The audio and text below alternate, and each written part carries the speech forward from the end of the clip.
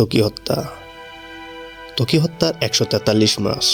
সরকার শুরুতে বিচারের তৎপরতা দেখালেও এখন নিষ্ক্রিয়। ত্বকী হত্যা ও বিচারহীনতার 143 মাস উপলক্ষে মোম শিখা পজ্জালন আজ শনিবার সন্ধ্যায় নারায়ণগঞ্জ কেন্দ্রীয় শহীদ মিনারে।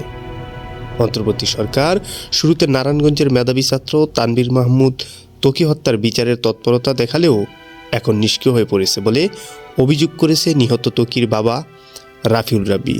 তিনি বলেন, আজ এই সরকারের 6 মাস পূর্ণ হলো।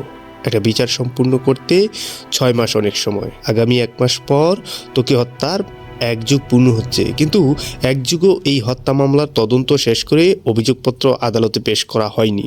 আজ শনিবার সন্ধ্যায় নগরের চাষারায় নারায়ণগঞ্জের কেন্দ্রীয় শহীদ মিনারে ত্বকী হত্যার বিচার ও বিচারহীনতার 143 মাস উপলক্ষে আয়োজিত মোম শিখা পজ্জালন অনুষ্ঠানে রাফিউল রাব্বি এই অভিযোগ করেন। ত্বকী হত্যার পর থেকে ঘাতকদের গ্রেপ্তারের ও বিচারের দাবিতে প্রতি মাসের 8 তারিখে ধারাবাহিকভাবে মোম শিখা পজ্জালন সহ বিভিন্ন কর্মসূচি পালন করছে নারায়ণগঞ্জ সংস্কৃতি জোট।